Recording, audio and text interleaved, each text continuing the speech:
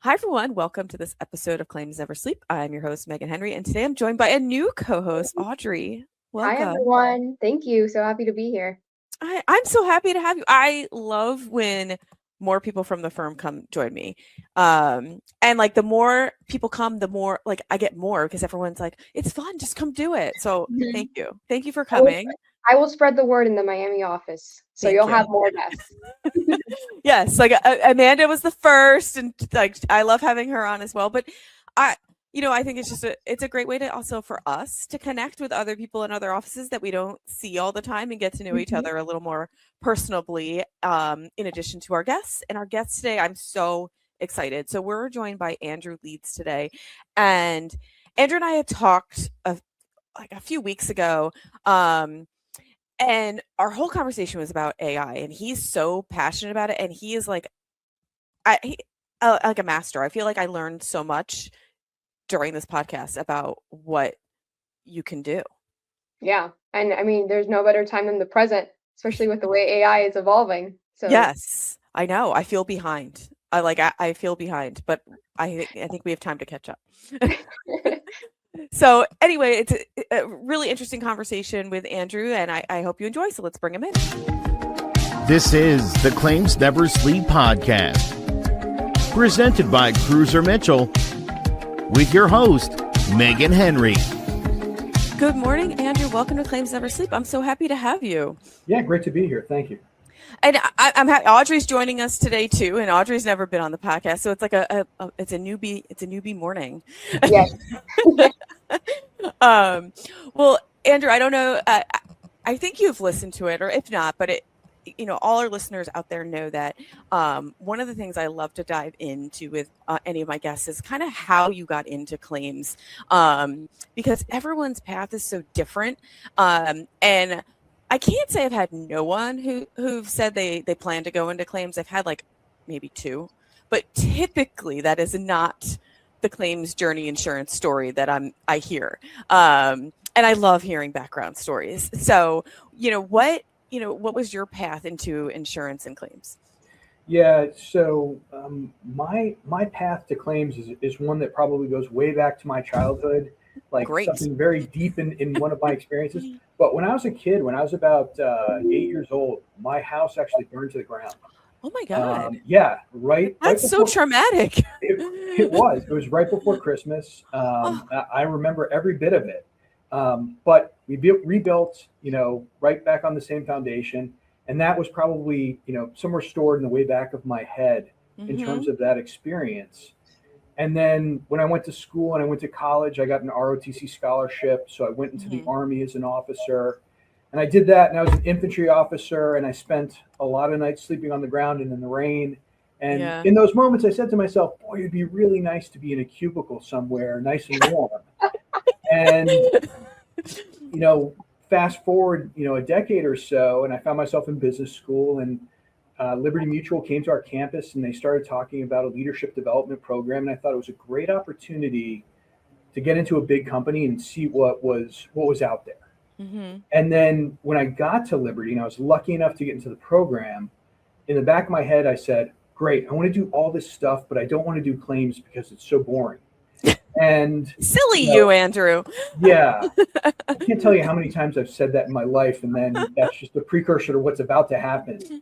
So I landed a job, after being at Liberty for a number of years in claims because the opportunity sounded interesting to me.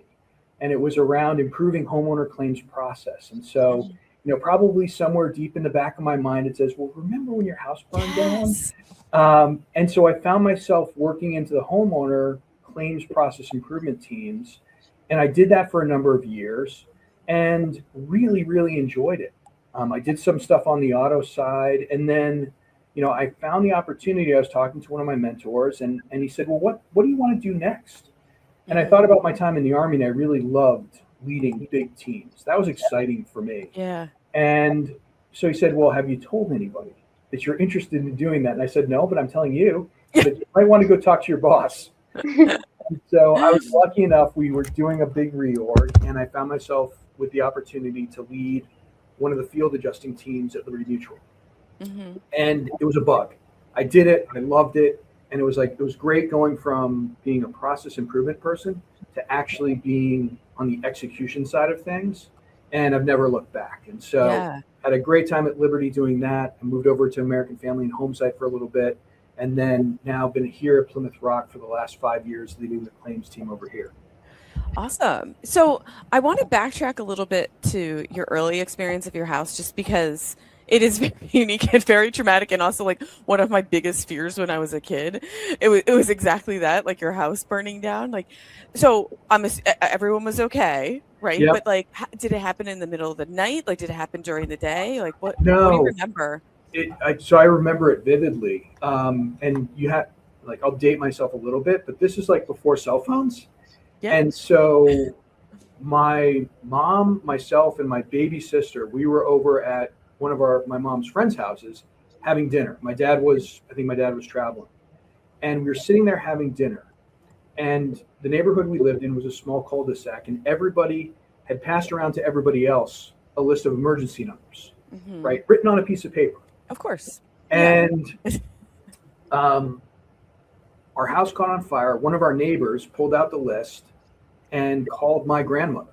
Oh, wow. And she somehow figured out where we were having dinner, and we get a phone call at that house. Now, how she figured that out, I have no idea. But my mom gets the phone call, and my grandmother said to her, "Hey, you might want to go back home. Your house is on fire." And so Very casual. Yeah, very casual. Something you can laugh about now, but Yep. If you knew my grandmother, that's very on brand for her.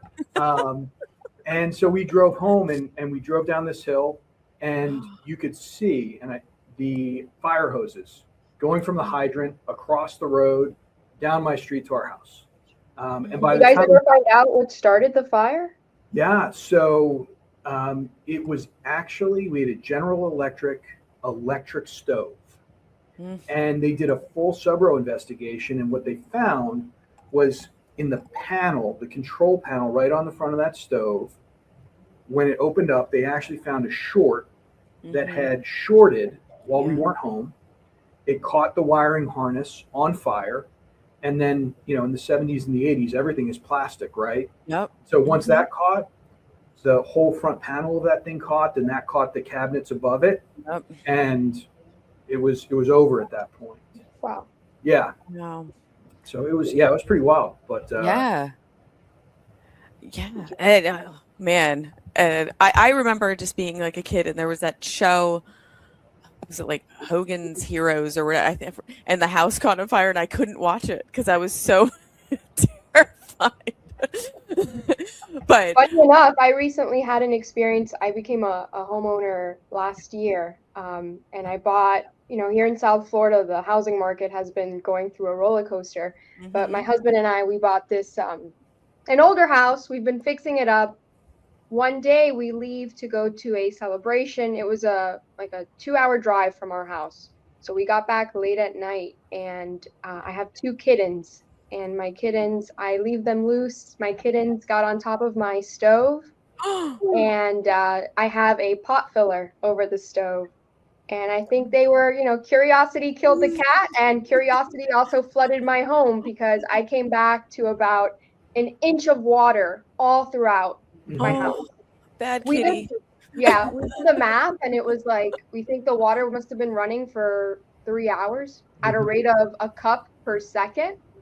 But Oh, wow. it was one of those things where very traumatic also for me, even at my age. But luckily, my house, I said that was one of the first things I said. I was, thank God my house did not catch on fire, because I had extension cables on the floor. And if the water would have hit one of those, oof, that would have been bad. Oh, Yeah, wow. that's traumatic. I can relate. I can sympathize with you, Andrew. Yeah, when home losses happen, it's Yes. usually somebody's worst day in their life. No Absolutely. I mean, you're losing everything, and also you're losing that sense of security too. It's just, like similar to like if someone breaks into your house or your car. It's like that violation of your space and your things, and then with the property damage, you're losing those things. It's unspeakably difficult. So when you go to Liberty Mutual, are you dealing with property damage claims then, or all types? When I started there, I was doing consulting stuff, Okay. kind of moving around the different units. And then I landed in a commercial property underwriting role.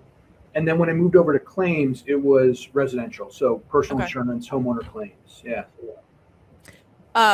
So how about now? Like what, I mean, you see everything. Plymouth Rock does everything. Yeah.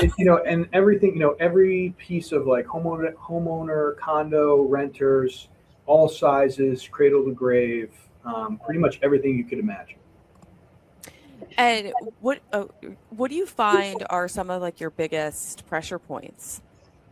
So, I think it's one of the things that I think about a lot. And the biggest pressure points haven't changed for our customers in 20 years. If they haven't changed in 20 years, they probably haven't changed in 50 or 100. Probably not. Yeah. Right. For most customers, it's number one, giving them peace of mind from step one, right? Letting them know what's going to happen. Most people have never had a home insurance claim and they don't know what to expect. And so being able to put them at ease from the very first conversation and get them help. Like that's been universal for a long time. And then once you get customers on the path to be successful, it's about keeping them informed and living up to the promises that you've made, right? Setting the right expectations and delivering on those. And I can tell you, you talk about like, what's the pressure point?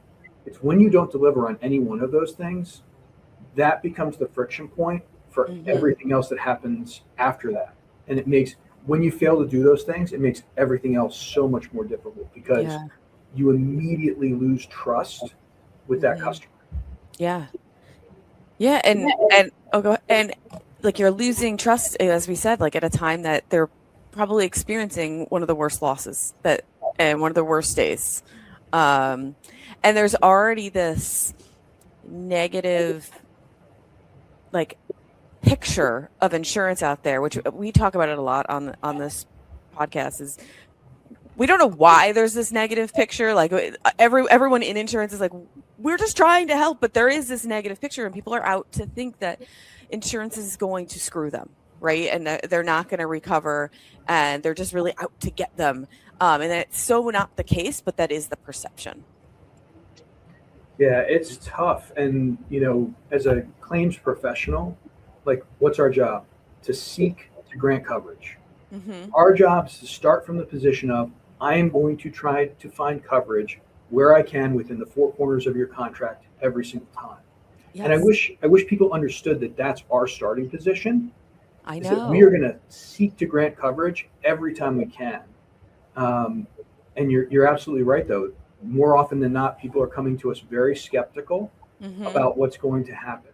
And I think the other thing that makes it really challenging on the homeowner side of the equation is that a homeowner insurance contract is a very complex document. We have, as an industry, we have not figured out how to make that easy. And so you can absolutely understand the trepidation that somebody would have to say, like, oh my gosh, I've got this enormous document. I don't know what it says. I don't understand the coverages. Now I'm just going to call and hope that what was sold to me or what I thought was sold to me is what I actually have. And that's a huge challenge. And I don't know how we can make insurance contracts more, because they are really, really difficult. I mean, look, think about it. You pay a lot of money for attorneys to interpret said contracts, and two attorneys who specialize in this can have different interpretations of the same parts of the contract. Like, it is. And so then to have an expectation that the average individual is going to be able to read it, and it's not read like a book, right? And I think that's how people approach it, but it's very, very far from easy reading.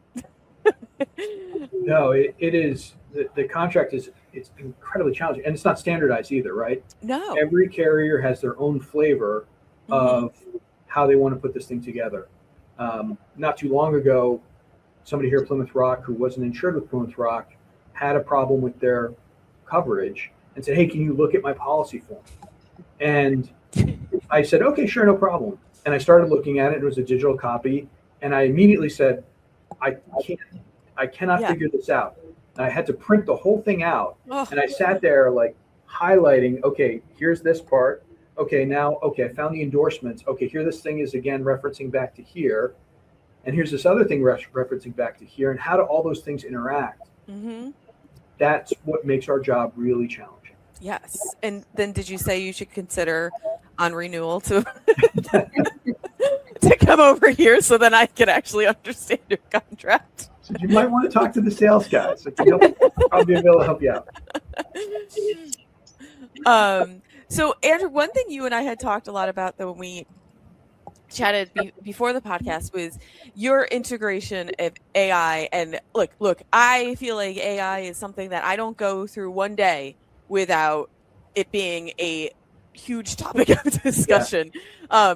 In fact, even last night I was like talking to my daughter. We were at one of her sports practices, and you and I had talked about Claude, and I was talking to her about Claude. I was like, and I don't think she was even listening to me, but I was like, look, have you heard about Claude? I was like, it's way better than ChatGPT. I was like, you can create code. And she was like, and then like totally started to ignore me. And I was like, no, but it's all over my TikTok now. And I'm like, keep saving every video because there's so much to learn with it. But it seems like you've done a little bit of a mastery of it, and you were sharing with me how much you're implementing it into your like day-to-day procedures. So I want to hear more about how you're integrating it with your team, and how you even got started. And I also then want to know cheat codes because yeah, I think for I don't know, me personally, I can remember when you started seeing AI companies at conferences, mm-hmm. and the first thing that I saw mainstream was document summarization.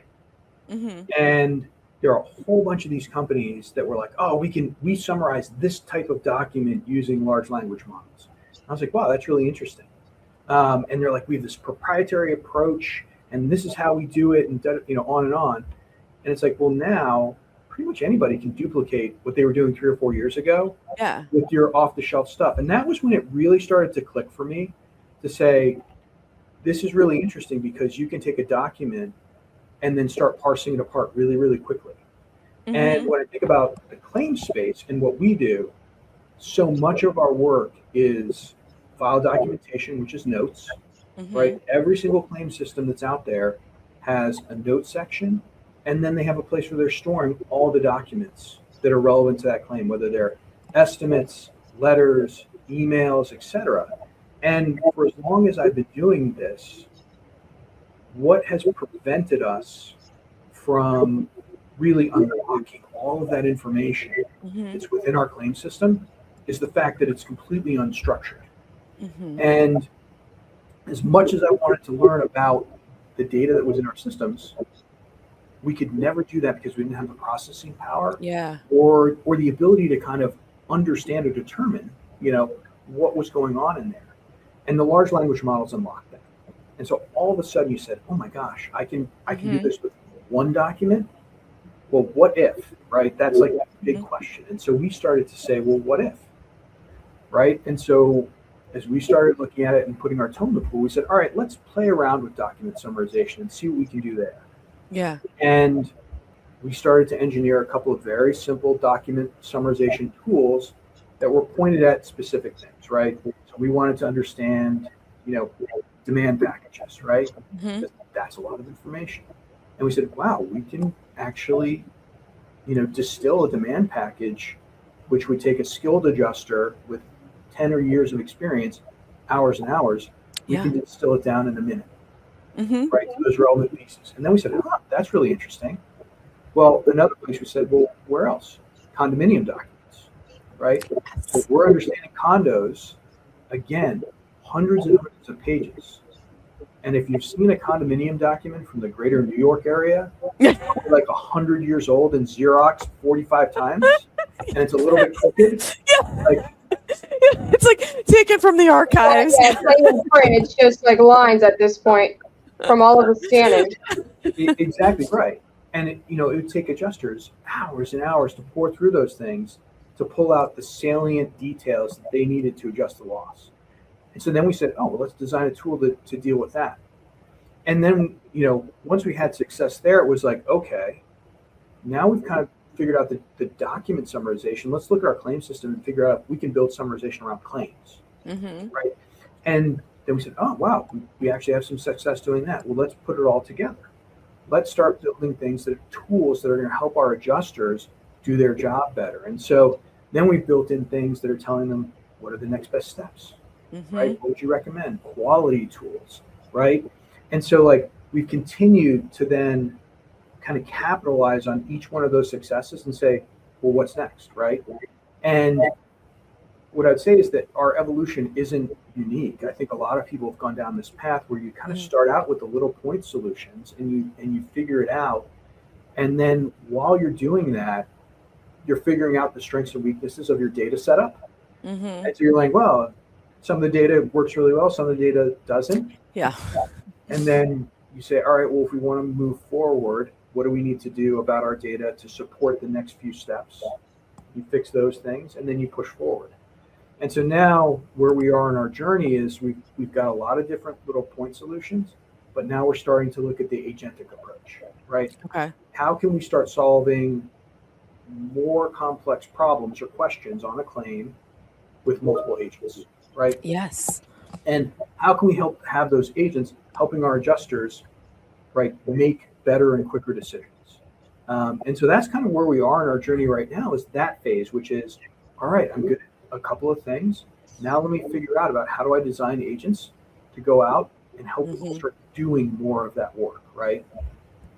So, and that's what I love that you keep kind of referencing back to is you're creating tools so your adjusters can do their job at a more advanced level. Like you're not wasting time doing data input. So like eliminating that is like, and you're allowing everyone to be able to critically think at the jump rather than spending so much time doing almost like busy work that was necessary, but now, okay, look, great. We don't need to do the busy work anymore. Now you can actually start off using your brain and critically looking at the claims file and coming up with your next steps. And the beauty of it too is if you're a little stuck too, it can help you with next steps.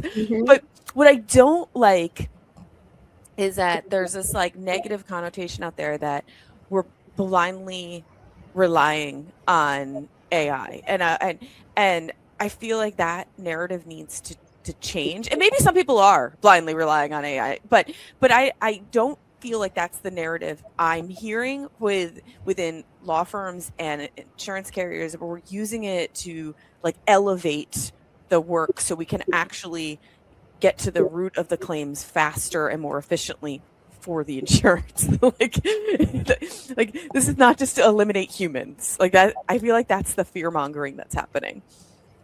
Yeah, I think you're thinking about it exactly right. It's like the right framework.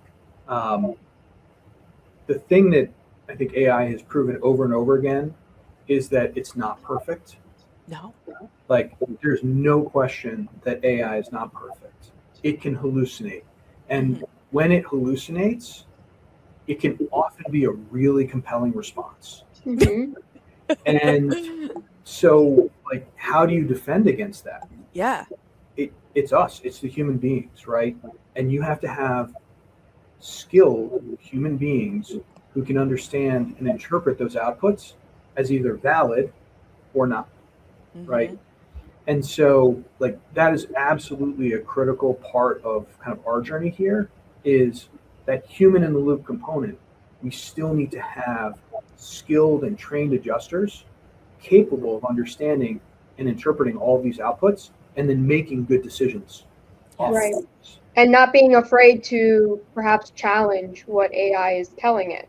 You know, having that ability to be like, well, maybe that doesn't sound right. Let me look at that again. My philosophy is that AI is only as good as the user. You know, if you're just going to use it blindly and just plug in information and not look at it critically, you're doing yourself a disservice. Well, and your client. Correct. Well, I had this conversation recently with my paralegal staff because, you know, like AI is very useful for like medical chronologies, right? It eliminates the typing aspect, but I was like, you still need to look at all the records. like you don't need to type it, but you're gonna need to still look at it in like a split screen with what you have, because you need to actually make sure it's right, but you at least saving yourself time from like typing it all out. But it doesn't being like, it's not like, oh, I uploaded, now I'm done. Like, no, but you're gonna do it faster now. And that's where I think that the trouble can be, is that blind reliance. Right. And so, but tell me, when as a company, when you were first like implementing, did you have some pushback from some folks that were, because we have some like reluctant AI people. I imagine you've experienced some of the same, and you probably still do. It's still new-ish. So actually, I'm going to actually be a little contrarian. No. Really? The leadership team here at Plymouth Rock has fully embraced AI as a game changer for what we do as a business. And I don't know if we're an exception or not, but all the way up to our president CEO, the answer is yes, do AI and go faster. And it has truly been incredible in terms of the support that we've gotten as a business from our leadership team, in terms of driving it down through the organization to say, go out there and figure out how to use this. Now, we got out of the gates pretty fast, and then we said, okay, we need a little bit of governance here, and we need to understand, like, okay, who's doing what and what are we using? But other than getting that piece set up and that framework, we have been off and running. And just today, we're meeting as a team, as one of our teams in probably about a week or so, and one of my leaders is going to be presenting how she's been using Claude. And she sent me a thing today and said, well, I actually produced my own video of my AI self telling everybody about what I'm doing in Claude. And I played it, and it was production level quality, and I couldn't even tell it wasn't her. Really? Wow. It was mind blowing. And I'm like, wow, if people who are just starting, and I think she has had Claude for maybe about 6 weeks. And she's just figuring this stuff out. And then we have it with our frontline adjusters, we have it with supervisors, we have it with directors, and everybody's coming at it from a different angle. It's the acceleration on this stuff is incredible, which is really exciting. It is. As I was saying to my daughter, and I don't think she was listening to me, but I was like, it feels as though this is equivalent to when internet started. I was like, I just feel, and I'm like, I don't know, maybe I'm being old and over dramatic, Mike, but it feels like that same impact that on society as a whole, as to how what changes how we kind of do things. It absolutely is. And I, with the internet, you could kind of see where it was going. Like, oh wow, we're getting shopping, we're getting all these things. Yeah. And there's going to be this proliferation of websites. Like, you could tell that's where it was going. With this, I have no idea where it's going. I know.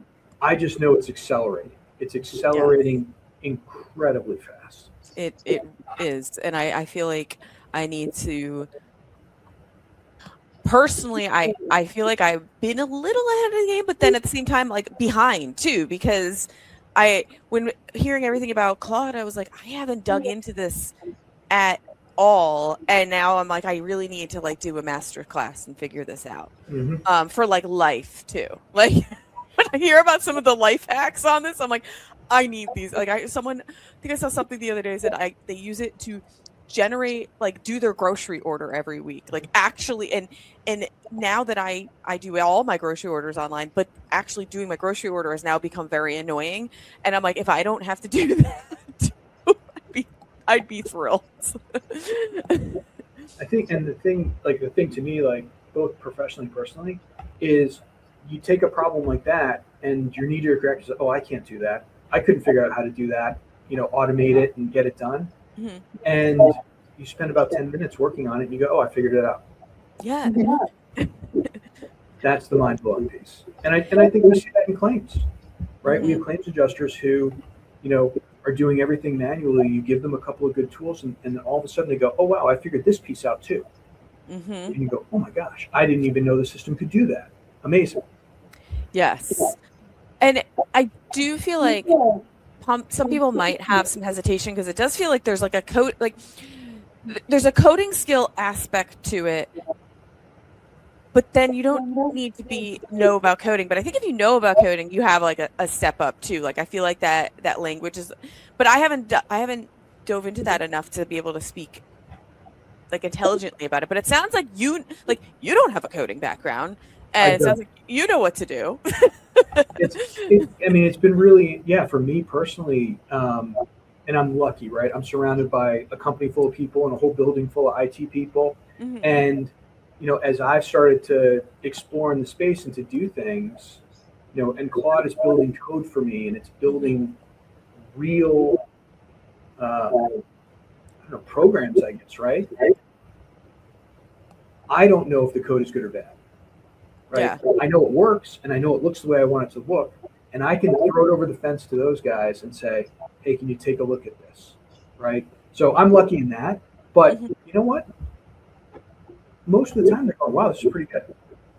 Right. Yeah. And so now you say, well, wow, if I can produce something pretty good and I don't know anything about coding, and today it's as bad as it's ever going to get. So a year from now, what's it going to look like? I know. Which is also a little terrifying. Yeah. Like, especially like I am very, when you mentioned your colleague who made the AI video, I am very fooled by all of those videos. Like I show my kids like, Mom, come on, that's totally AI. I'm like, I don't know. Like I thought the grandma was feeding a bear. Like I don't know. Like I thought it was cute. They're like, seriously. It's only going to get better. Yeah. Well, yeah. One day your kids will be fooled too, and then you can laugh at them. Right. So take me through on like a day by day basis. Like, what are your processes with Claude? Because you were telling me when we were on the phone, you're like, oh, just yesterday I built this and it's helping with that. So take me through some of your processes with it. Yeah, I think it really depends on the day, but depends on the day and it depends on what I'm working on, right? But one of the things for me, so I live outside of Boston. I have a pretty good commute, both in and out of Boston. I drive in my car. Yeah. And the voice interface for Claude has been game changing for me. Okay. And one of the things I've really enjoyed to do is like, as I'm driving in and you start to have that, call it creative thought. And, 6 months ago, that creative thought, I'd be like, oh gosh, don't lose that thought until you get to the office and you can start doing something with it. Right. And now for me, I get that creative thought and I'll, pop open CarPlay, open up, GPT or Claude, and then start having that conversation to say, hey, I really want to explore this topic, tell me about it. Or, oh, I want to go down this path. Okay, tell me more about that. Ask me some questions. What would you do? And then I start iterating and, either building out documents or proposals or presentations or even, pieces of code. And, I get, I have, between 45 minutes and an hour to do that on the way in. And you get to the office and you go, okay, great, pop open your computer. There it is right there. And you pull down the artifact of whatever you created and you're looking at it and you're off and running. And, to me, that's like, it's been just incredible in terms of like accelerating what I can do. And then with my leaders, now as we can share these things across the platforms, right? Now we're all collaborating on that same thing and iterating on that same thing in ways that we never could before. And so, we're seeing, pieces of work that, again, they're great ideas, but a year ago they might stay a great idea as opposed to becoming something real that we can actually act on, right? And that, I think, to me, that's been incredible game changer. Yeah, it's like it used to be, okay, you had an idea. Okay, now we need to establish a team. Now we need to have a committee. Now we need to figure out how to do it. And like maybe 6 to 10, 12 months down the road, we might have something implemented.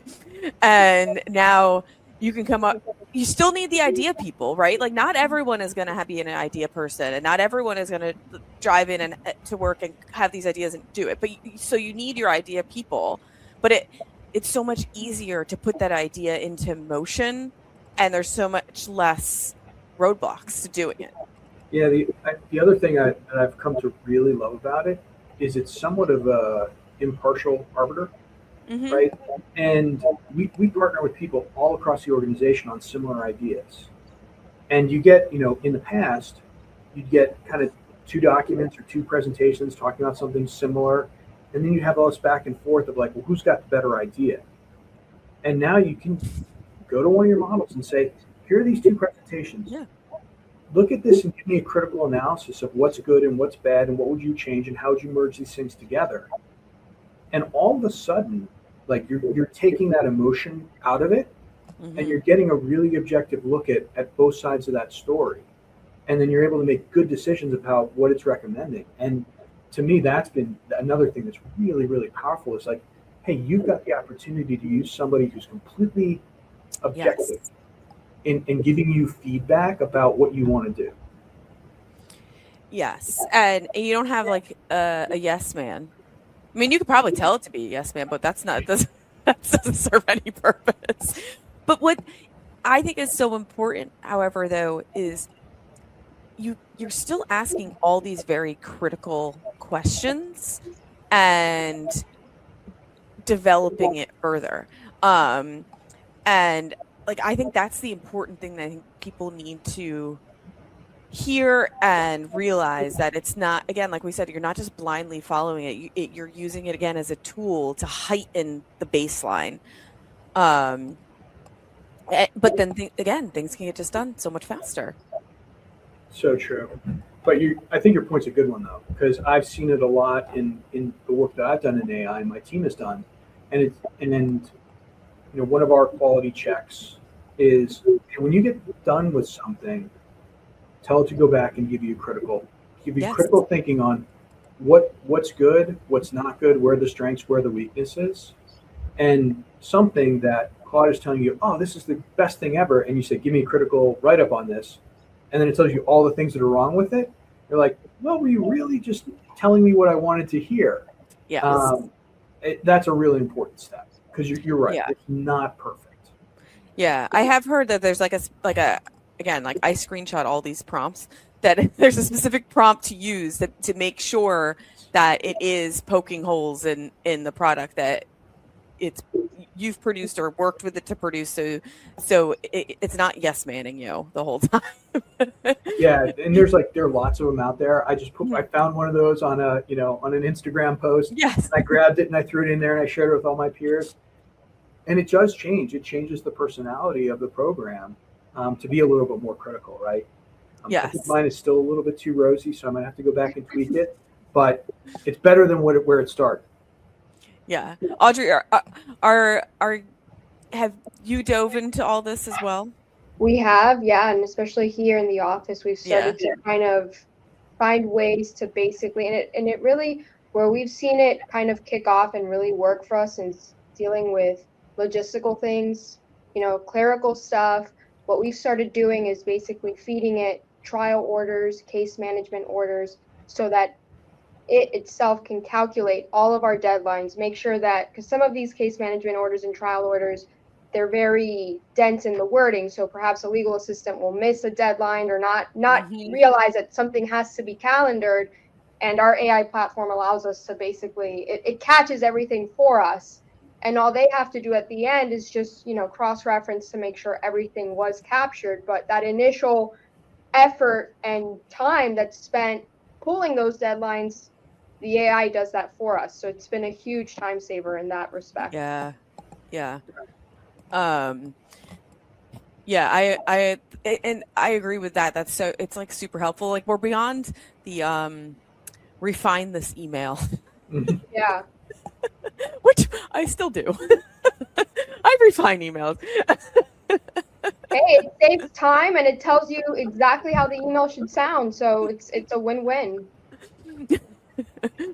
But it is funny because I remember like I just think about how far we've come because I remember like it was like a year or two ago and my daughter was like trying to learn about something and I was like, okay, well let's just ask AI, and she was like, but I actually need to learn this. I'm like, I understand you need to learn this, but like the way your teacher is telling you how to do it is it making sense to you? So like, why can't we just plug this problem in and say, explain this to me in a step-by-step process, and you're better off for it. Like, you're not cheating. Like this, like this is an assistance. Like you're not using it to write your paper, which I'm sure plenty are, but. My husband's a teacher, and I can tell you they are. It's been one of the main struggles that they've had is finding a way to implement AI because obviously it's unavoidable. The kids are using it. So how can we implement it in a way where they are still going to learn? And obviously with some topics, that's a little bit more of a challenge. For instance, he teaches English, so it's a bit more of an issue with English because the kids are they're very want to just type this essay for me on this topic. But it's definitely a learning tool that, if used properly, can assist. Yeah, I mean, look, we all looked for those Cliff Notes. I remember running out to the store Notes. trying to find. Oh yeah, especially when we have to read William Shakespeare. What does this mean? Put this for me into English. I was saying to my daughter last night, I was like, if I had this in college and law school, I'm like, it would have helped me so incredibly much just to understand concepts that you were stuck on. Like, and I mean, I know some people are using it to take away from the higher education platform, but it would be such a great tool to like studying for, like, I mean, I know there's negatives too. I think a lot of kids just don't go to class and they just learn the whole class on AI, which I feel like that takes away from the whole college experience. But when you actually are like sitting down and trying to like prepare yourself for a test, I wish I had it in law school. Could you imagine like putting a case in there and just being like, explain this for me, instead of having to read this case from 1886 and figure out what the heck is happening? Figuring it out 3 times, so like reading it 3 times to just figure it out. I mean, we take a subpoena, right? We see those all the time. And for a brand new adjuster to be able to take a subpoena and to put it into a system and say, hey, explain this to me in layman's terms, what's going on. Yes. Incredibly powerful, right?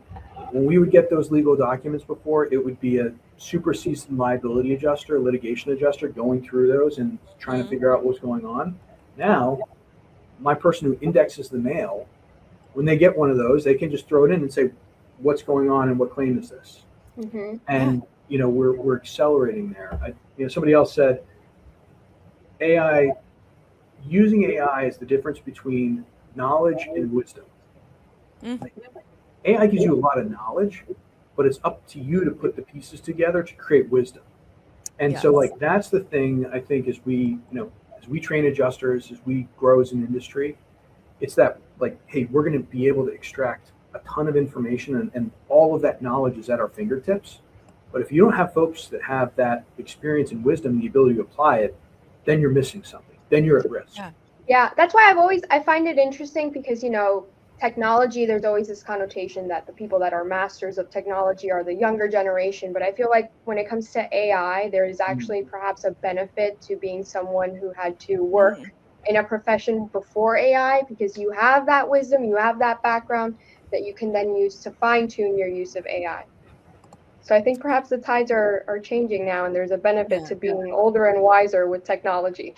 Yeah, I like, and we talk about it a lot too. I do think there is a danger with like younger attorneys relying on it, because you still need to like know how to do these things, and you still need to be able to critically think.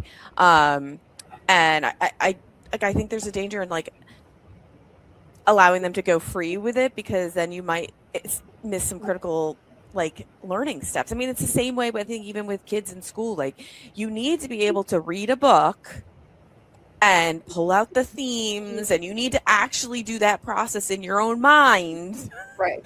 because even if it's not about that book, you still need to like that skill, and you can't have someone else, you can't have a computer give you that skill. Like you need to develop it on your own. Yeah. So I know there is some pullback in allowing like younger attorneys just to rely on it. Like you need to be able to write a report on your own and know, identify the issues. yes, Analyze liability, look at the damages. Yeah. If you're just going to rely on AI for that, you're not really using your degree very much. and let's face it, like I think as smart as AI is, like you still, like when you're evaluating a case value, right, settlement value, jury assessment, whatever it is, those I think are very human assessments that are often based off of data points. Mhm. So Correct. yes, have AI get you those data points, but the assessment itself, like you need that comes from experience and knowledge and like knowing who's on the other side, like things that there's a human component to it. Yes. It's like being able to just look at the names, at least down here in South Florida, the experience we have with a lot of our PI claims, looking at the name of a provider and being like, yeah, no, I think that I got to look back at these medical records again because I'm not trusting what they tell me. Right.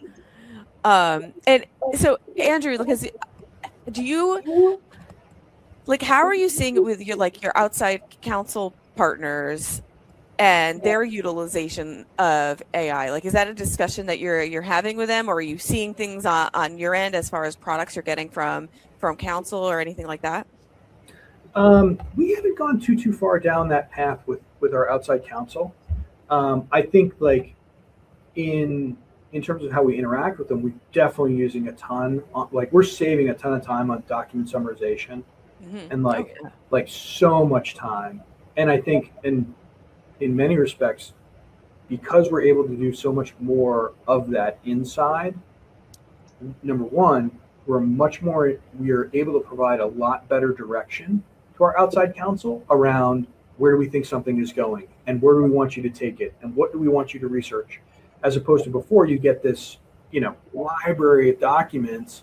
And it's like, well, where do I even start, right? And I have 100 other claims that I'm working on. And so you're kind of pitching that over the fence. Mm-hmm. So I think internally it's been really powerful for us because we can distill so much more and gain that understanding a lot faster and provide much better direction.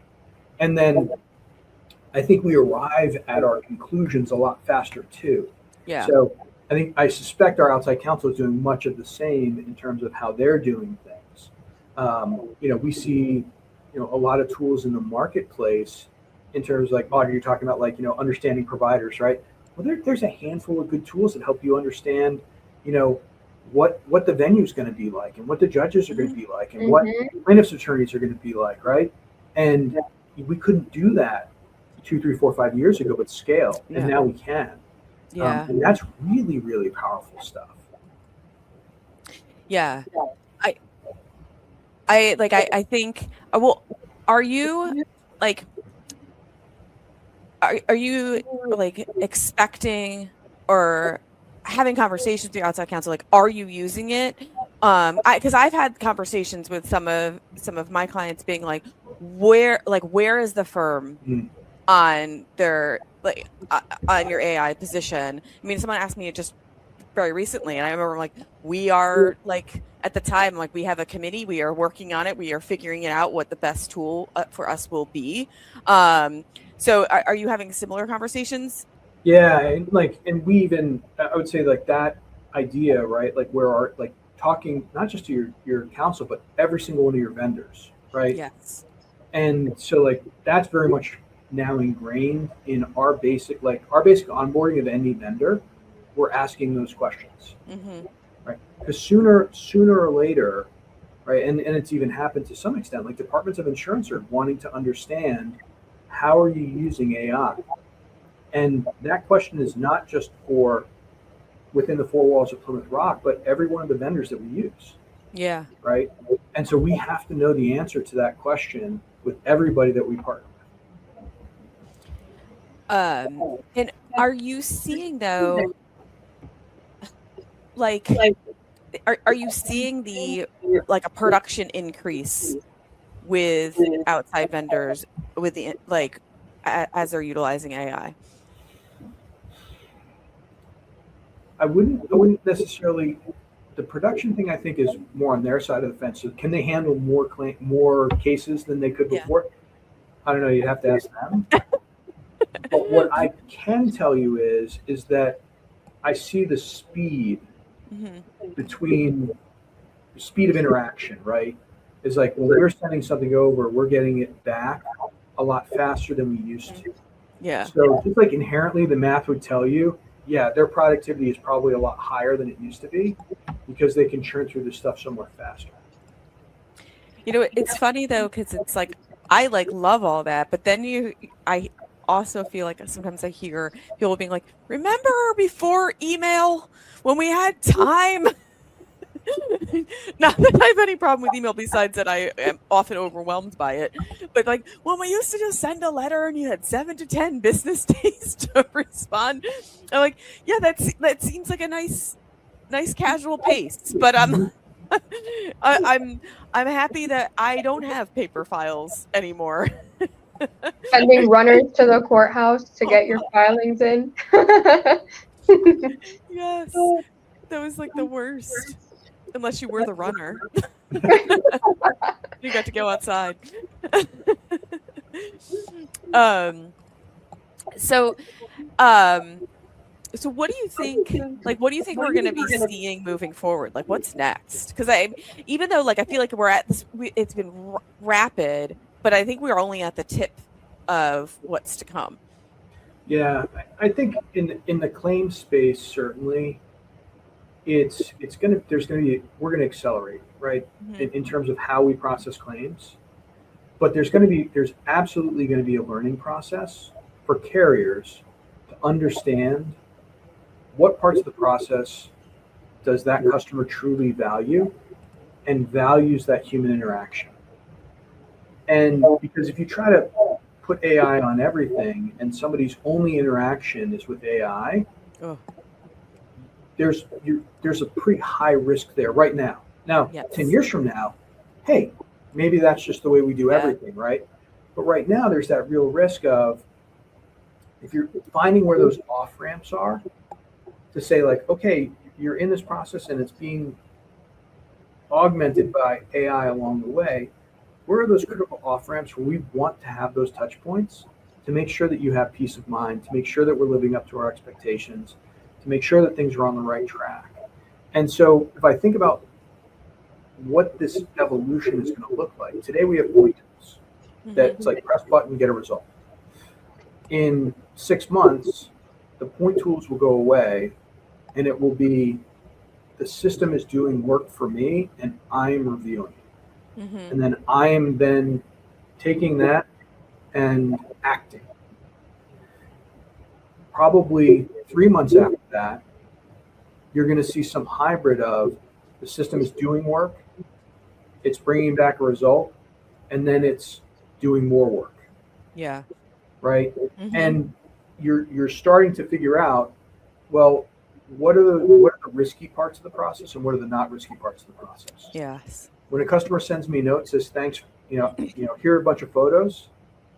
Well, if the system sends back thanks, appreciate it, that's pretty low risk to me, right? But today that's manual.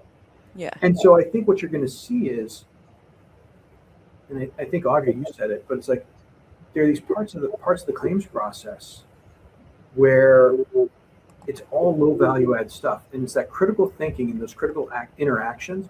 We're going to find those. Every carrier is going to find those, and those are going to be the pieces where we double down. And it's like, okay, we want this interaction to happen at this point. And what you're going to see is that cycle time on that claim is going to start coming in. It's going to start coming in because you can deal with these things asynchronously, right? You can be doing all this investigation and other work asynchronously across 50 claims, 100 claims. And those adjusters are then just dealing on those key interactions and making sure everything else is happening.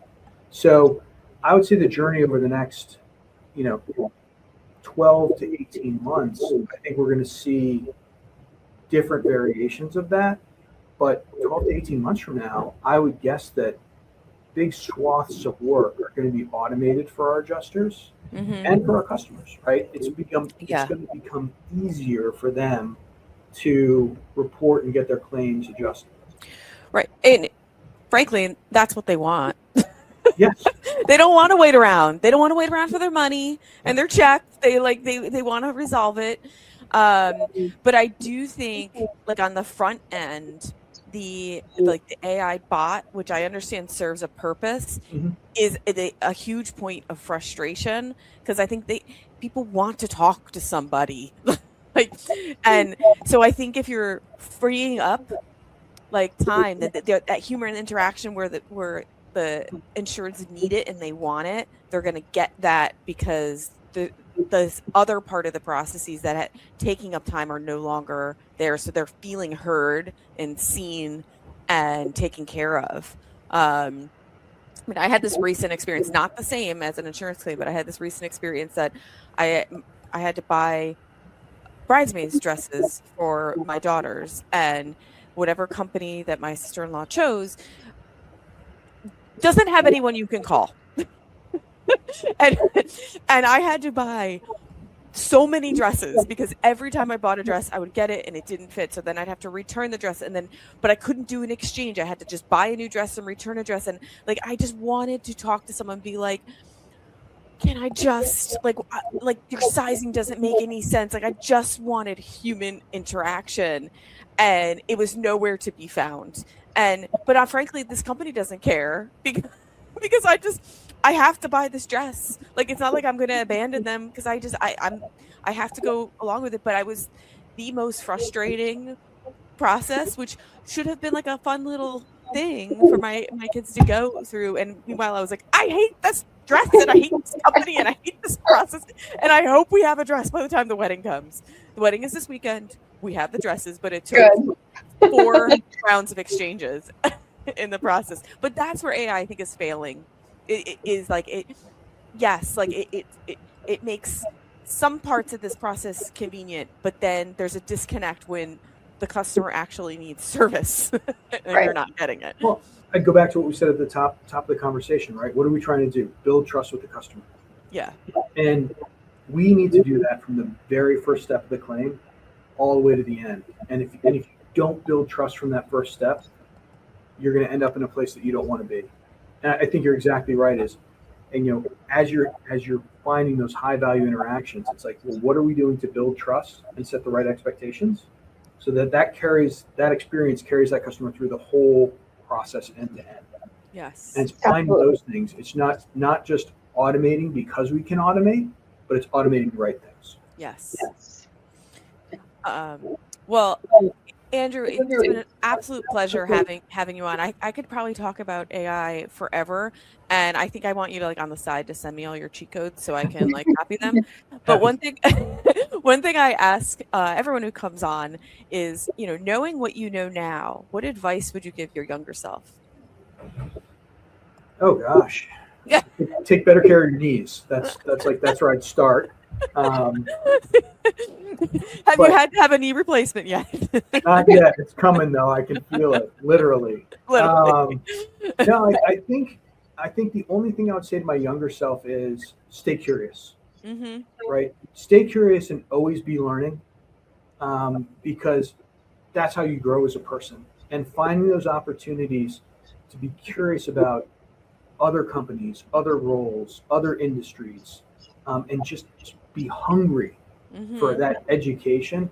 It changes your mind in the way that you approach things. Yeah.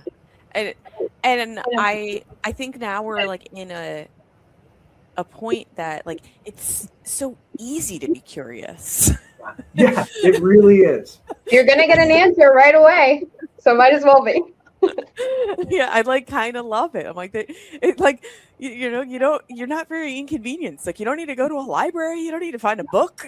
You can figure this out on your own. I'm going to date myself, but we were trying to explain to our kids what an encyclopedia salesman was. Oh.